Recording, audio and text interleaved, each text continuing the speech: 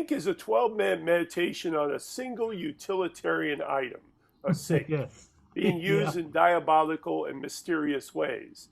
When scoring the film, how did you want to balance the single shot of the sink, where all the action occurs, with the unfolding drama? I think I was trying to score a lot of things that the audience couldn't see. So you're trying to score the things the things that are happening off screen, which is something that composers will often do. And that way it leaves it to the audience's imagination. And generally speaking, if you do that, what the audience can imagine is far better, or in this case, far worse than anything else you could actually show on screen. So it's funny because yeah, it's a I think compared to a lot of films, there's like 75% of it has music, or maybe 80% of it has music. There's a lot of music in there. Yeah, And as much as Curtis and I are fans of the of uncomfortable silence, there's a lot of music there. And I think it's because you're trying to take the audience on a long journey in a short space of time. And in trying to score what's happening off screen, you've got to take them through the ups and downs and the roller coaster of that journey. So that's really what I was trying to do. I'm trying to excellent. score. You're scoring what the audience can't see. So, what specific instrumental tones did you use in recording the score, and what particular instruments do you believe lends itself to this type of soundtrack? But there's some classic horror stuff in there. I took metal percussion like cymbals and I bowed them and scraped them and there's one sound in there which is a guitar string stretched across a snare drum and then plucked and then tightened. So and I sampled it and did all kinds of weird stuff with it. So there's a lot of stuff in there that's kind of I would call it standard horror stuff, right?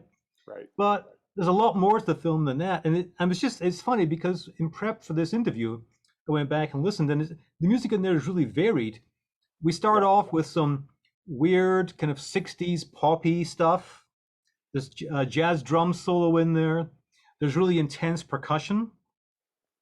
And it's interesting, it's intense percussion where all the instruments are playing at different tempi and they all kind of converge together. You're not quite sure what's going on, but then it kind of focuses in on the point.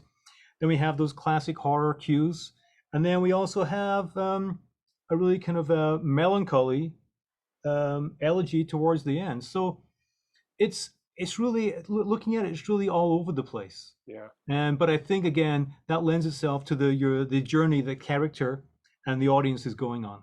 When you first look at a short film like this, what are you looking for to inspire the tone approach you're going to take? Is it the same for every film as you approach it? There's a process that's always the same, which is the first thing I want to do is really immerse myself in it. You want to dive in and just live in that world, make sure you really understand it. And then once you're in that world, make sure that you're seeing the same thing the director is seeing. You want to make sure the two of you are really aligned because you're going to be collaborators on this. You're going to be sending music back and forth. You know, it's not, for me at least, this is never an issue. It's never a question of me writing the music in my ivory tower and sending it over, say, there's your music, I'm done.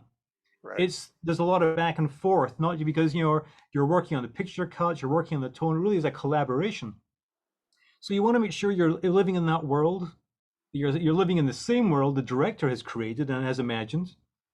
And then I love to go and experiment for a bit. Once I'm in that headspace, in that world, I'll go experiment. And it's like you're mining for something. You're trying to find something. I want to dig deep enough during that experimentation phase that I find something that surprises me. When I found that thing, I'm like, oh, that could be kind of cool. That could be interesting. And then it's almost like you find a few of those things like that. And then I'll send out little snippets to the director, say, what if there was something like this? And she or he will say, no, don't bother. Like, okay. So we don't go down that part of the decision tree. You go back up and try another path. Right. And then you start seeing how far down you can go. But I think it's living in that world. And then for me, I love to experiment. I'm always looking for something that surprises myself.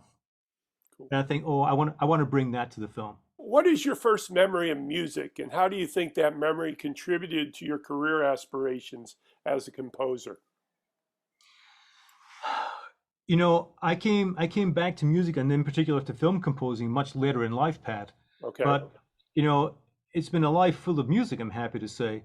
But if I think of film music, it's so funny. Maybe it's somewhat timely given the movie just came out, but it's hard to escape the work of John Barry on the Bond themes and all those other films. I think that theme, if you grew up in that stuff, there's still no more exciting theme than the Bond theme. The work of John Barry is just astonishing. And as you become a composer yourself, you dig back into the stuff he did in film and TV, and it's just incredible.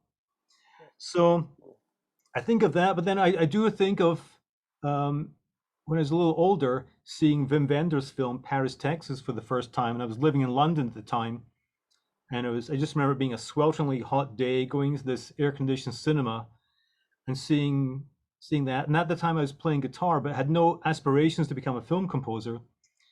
And I didn't know that the guitar could be a scoring instrument until I heard Ry Cooder's guitar, those lonesome notes as Harry Dean Stanton is walking out of the deserts. And that was like getting hit between the eyes with a hammer. That was it.